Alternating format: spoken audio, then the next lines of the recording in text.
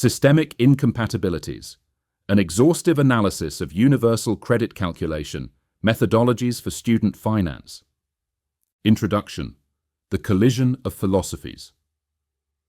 Today we are conducting a deep dive technical analysis into one of the most complex and error-prone interfaces in the modern British welfare state, the interaction between student finance and universal credit. To understand why this system fails so frequently, we must first understand that we are witnessing a collision between two fundamentally distinct administrative philosophies. On one side, we have student finance. This system operates on a lump sum logic. It is annual. It is term-based. It is designed to sustain a student over an academic year. On the other side, we have universal credit, or UC. UC operates on a rigid, real-time monthly logic. It uses specific assessment periods to calculate entitlement down to the penny, month by month. When these two tectonic plates collide, the annual versus the monthly, we see the systemic incompatibilities that form the basis of this lecture. We will be dissecting the legislative architecture, the specific mathematical failures in the calculation matrix, and the catastrophic design flaws regarding postgraduate funding. Let us begin with the legal framework. Module 1. The legislative architecture of student income. 1.1. The definition of unearned income. The first concept you must master is the classification of money. Under Regulation 68 of the Universal Credit Regulations 2013, student income is legally categorized as unearned income. Why does this matter? It matters because of the work allowance. In universal credit, if you have earned income, wages from a job, and you are responsible for a child or have limited capability for work, you are entitled to a work allowance. This allows you to earn a certain amount before your benefits are reduced. Student income does not get this protection. Because it is unearned, it is deducted from the maximum universal credit award on a strict pound-for-pound basis.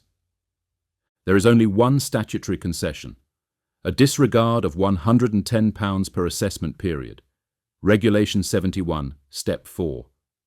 Think of this not as an allowance for living, but strictly as a deduction for expenses. Everything above that £110 is taxed against the benefit award at a rate of 100%. 1.2. The notional income trap. Next, we encounter the principle of notional income under Regulation 69. This is a critical area for administrative error. The regulation stipulates that if a student is eligible for a maintenance loan, the Department for Work and Pensions, DWP, must treat them as possessing that income, regardless of whether they actually apply for it. The policy intent is clear. The welfare state should not subsidize students who choose not to take out a student loan. However, in practice, this creates a theoretical figure. Decision makers must calculate the maximum available loan. This becomes problematic when we look at parental contributions. Consider this scenario. A student is entitled to a maximum loan of £9,000. However, student finance assesses that their parents are high earners and should contribute £3,000. Student finance only pays the student £6,000. Under universal credit rules, the DWP must assess the student based on the full £9,000. The system assumes the parental contribution is a liquid asset available to the student. If the parents refuse to pay, a common reality, the student is left with a £3,000 cash deficit. The UC calculation ignores this reality, leading to severe hardship. 1.3. Receiving education versus undertaking a course. We must also distinguish between two legal statuses: receiving education and undertaking a course. Receiving education, Regulation 12, generally excludes a claimant from UC unless they are in an accepted group, such as a lone parent or a disabled student. Undertaking a course is the temporal definition. A person is undertaking a course from the very first day until the last day, including vacations. The only exception is the long vacation, the summer holiday, for income calculation purposes. Errors occur here when work coaches confuse course dates with term dates. If a student finishes exams in May, but the course officially ends in June, they are still undertaking a course in June. If the income apportionment extends to June, they face deductions even if their loan money ran out weeks ago. Module 2, the Undergraduate Calculation Matrix. Now let us move to the mechanics of the calculation for undergraduate students. This is governed by Regulation 71. It is a 4-step process. While it looks like simple algebra, it is a minefield of manual data entry errors. 2.1 The 4-step mechanism. Step 1. Determine the annual income. This is the total maintenance loan and countable grants. Step 2. Determine the assessment periods, APs. How many monthly APs fall within the academic year? Step 3. Apportionment.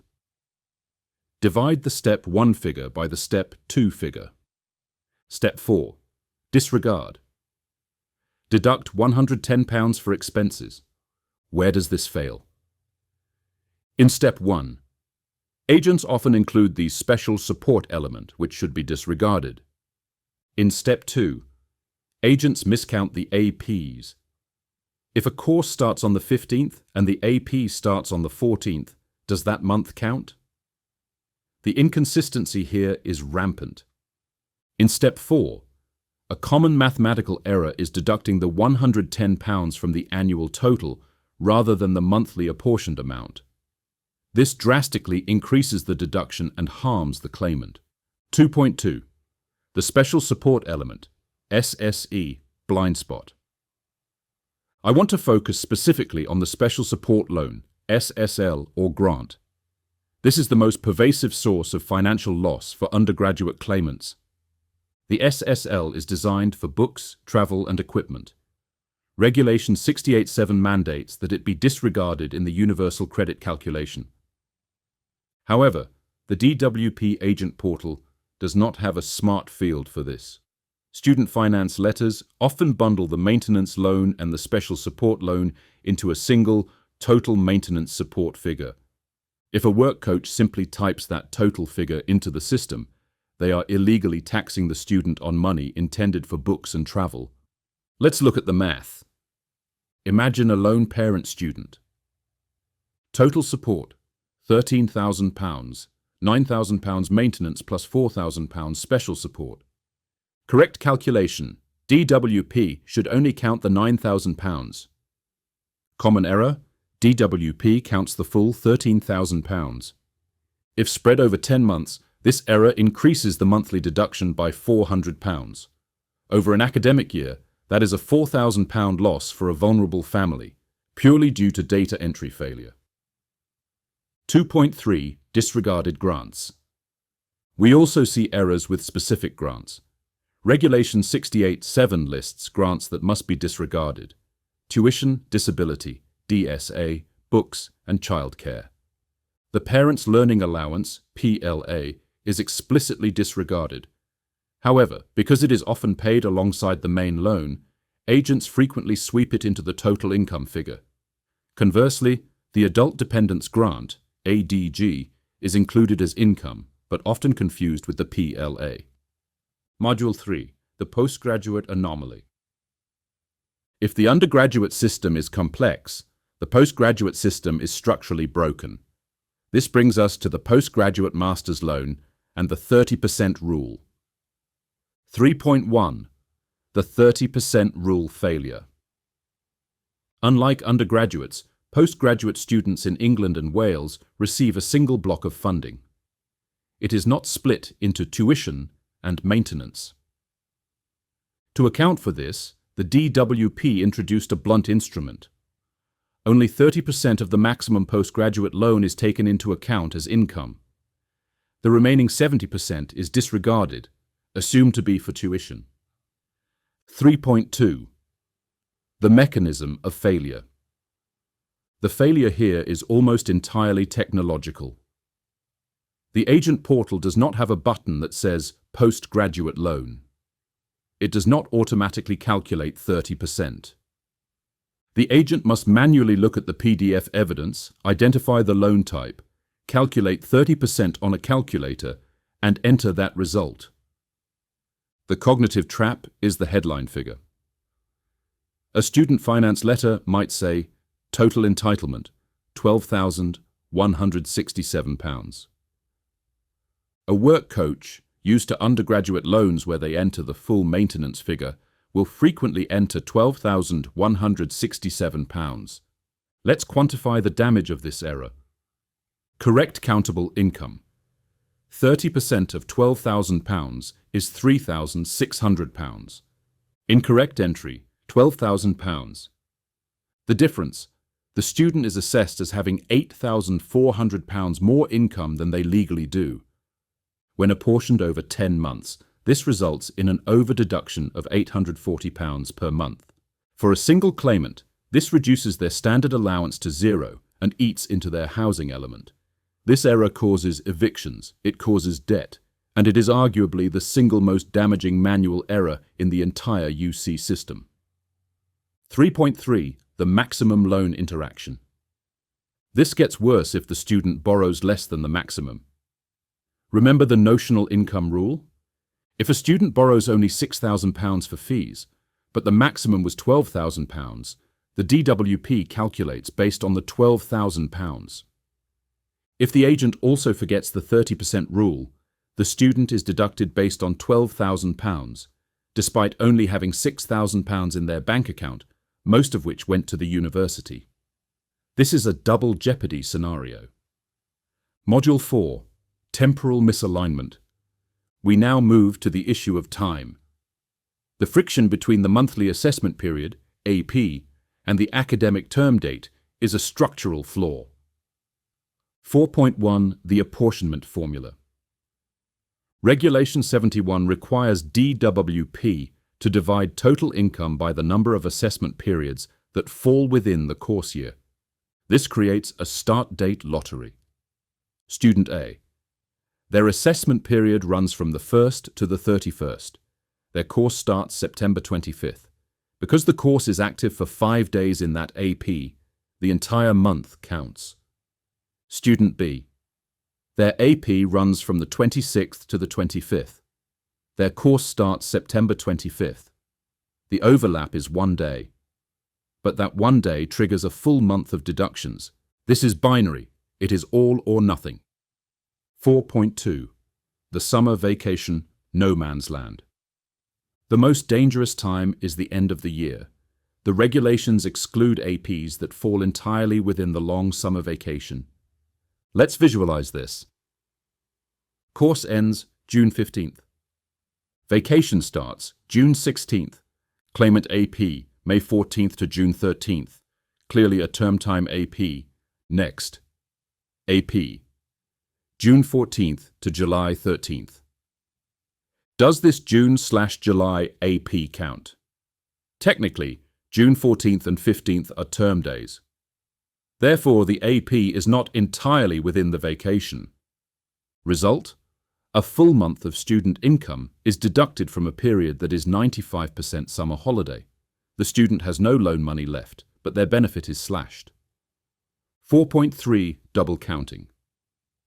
We also see double counting. This happens when a student works part-time. If a student receives wages and a student loan deduction in the same AP, they can breach the income threshold. If a bank holiday shifts a payday, a student might receive 2 wage packets in 1 AP plus the student loan deduction. This triple hit closes the claim. The student loses continuous claim status and must re-verify all evidence to get back on the system, leading to delays and further errors. Module 5. Administrative Pathology. Why do these errors happen? The root cause is not just legislative, it is technological. 5.1. The missing RTI, real-time information. Universal credit works beautifully for standard employment because of RTI. HMRC sends earnings data to the DWP automatically. The computer does the math.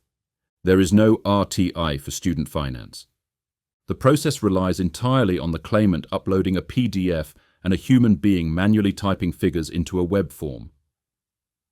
Feasibility pilots for data sharing have focused on fraud, finding undeclared loans rather than automation for accuracy. The DWP has admitted that it will not automate these decisions. They insist on a human decision first. Given the complexity of the rules we have just discussed, reliance on human calculation guarantees inconsistency.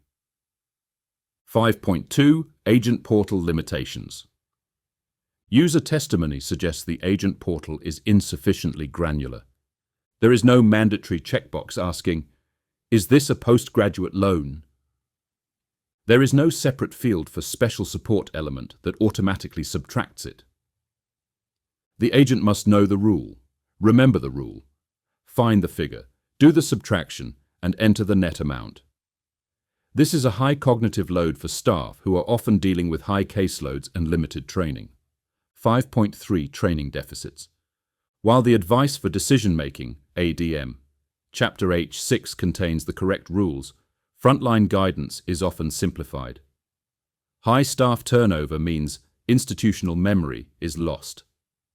When a student challenges a calculation, work coaches often default to "the computer is right," not realizing that the computer is only outputting what was manually input.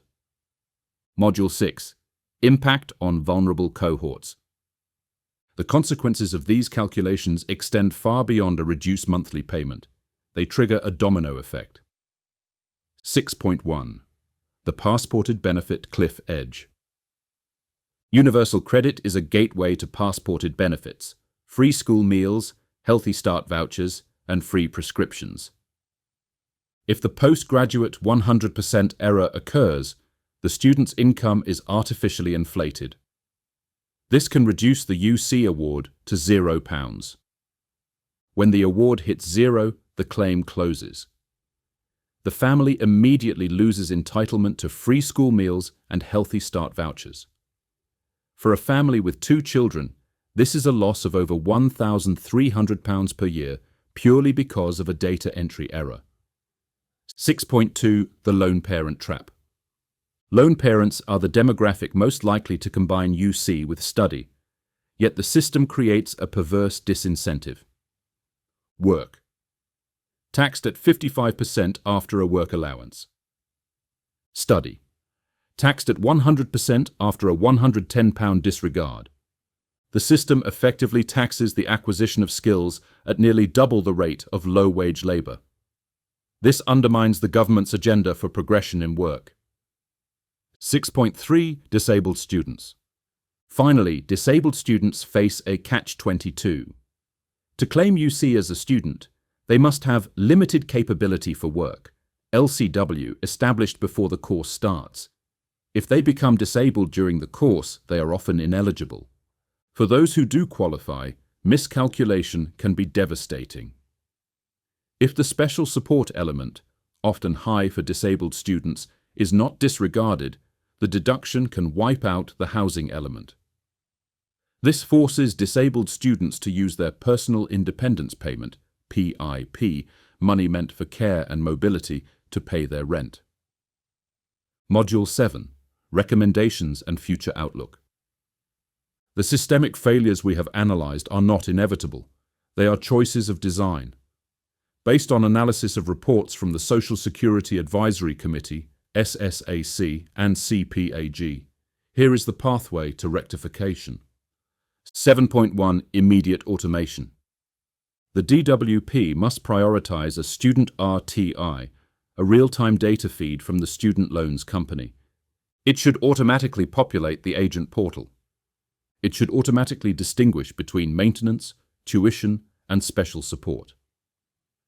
It must automatically apply the 30% disregard to postgraduate loans. 7.2 Legislative Reform. Daily Apportionment. We must abolish the whole month assessment. Regulation 71 should be amended to calculate student income on a daily basis. Daily rate equals annual income divided by days in course.